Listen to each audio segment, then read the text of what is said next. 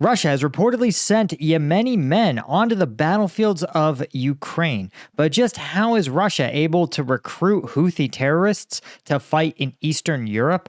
I'm Paul, U.S. Army combat veteran. Let's get to the bottom of it.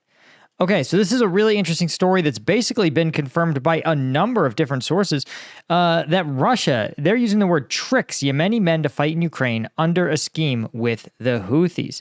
Now, this is really interesting because, again, Russia, we know, is at least sort of not directly involved in the Yemeni civil war, but Russian allies are involved, right? Particularly Iran backing one side while Saudi Arabia backs another.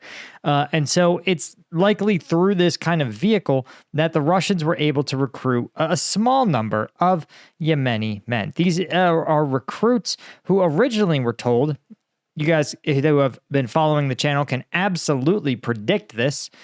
They're told they're going to be getting high-paying jobs working behind the front lines, in exchange, of course, for Russian citizenship.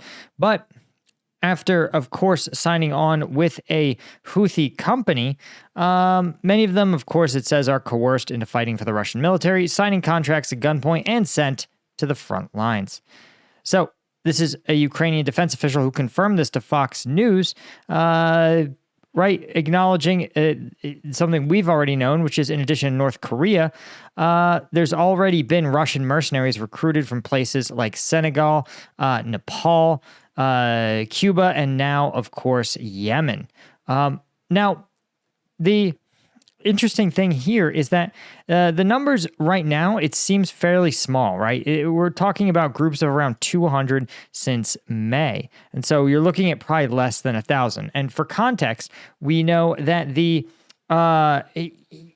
current loss rate of Russian troops is around 1,300 a day. So by bringing in just 200, you're talking about 1/60th of the total Russian loss rate, maybe even less than that, maybe not even half a day's worth. But why is it worth it?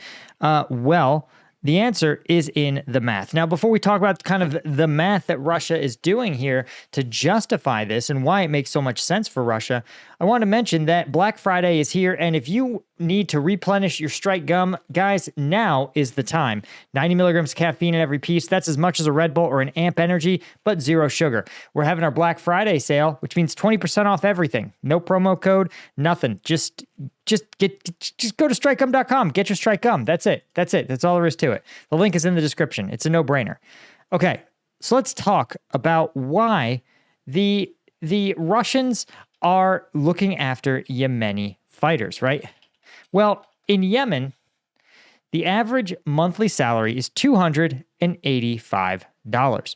In contrast, right, you're looking at an average monthly salary in the United States of close to $4,000, right? And when you look at the wages, right, of a Russian contract soldier wages, you could see that they're earning up to $60,000 a year, so close to that $4,000 mark. So literally, even if you were to offer them 10 times the average wage in Yemen, you would still be paying them, Russia would still be paying considerably less for them than they are for any one of their own soldiers. And so this has less to do with the Russia obviously needs bodies to lose in Ukraine, right? Taking tremendous infantry losses is a core part of the Russian strategy. But more important is Russia needs to do two things.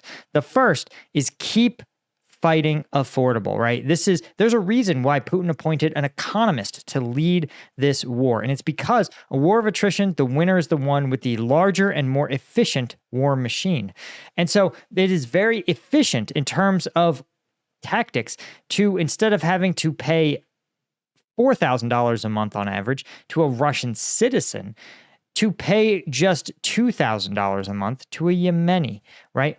And so even better, their families are unlikely to attempt to get redress from the Russian government in the form, let's say the Russians stiff them on a death payment. Because remember, they're going overseas to, not sign, they're going into Russia as workers. They're not owed a death payment. There's no sign-on bonus. So two of the most expensive parts of the recruitment cycle, i.e. the Russian sign-on bonus and the Russian death bonus, are cleaved off potentially by recruiting these Yemenis. So you end up in this situation where the Yemenis also are unlikely to pursue Russia in court, right? Obviously, they're in another country, and often they're from very poor families. So there's no chance you're going to have to get held accountable if you screw these guys.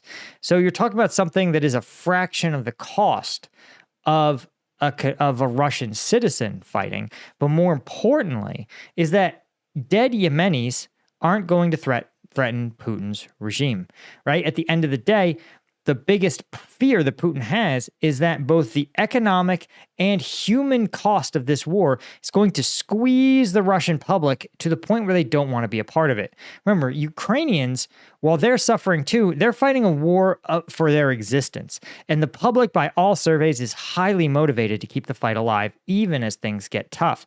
In contrast, the Russians are fighting a war of choice, one that they didn't even get to vote on. And so for Putin, he needs to make sure the cost of living stays low. He needs to make sure that the human cost, right? Because every dead citizen has a living family who are upset that their loved one was killed. Well, Putin needs to minimize the number of people that are angry. And so by having Yemenis do it, right? An angry Yemeni family has limited impact on the Russian international sphere. So the more of these foreign fighters Russia is able to recruit, the more politically insulated they are from the real consequences of their fight. Anyway, guys, that's really all I had. Huge thank you to the Colonel Tier members of CombatVetNews.com like James Sterling, Steve Moran, Doug Beck, Alan Knudsen, Bastian Himmerling, Brian Kelly, Del McCombs, James Ola, and Henry Roussier, and all of our Lieutenant Tier members. Hit that subscribe button, and of course, check us out over on StrikeGum.com. Get that Black Friday deal. See ya.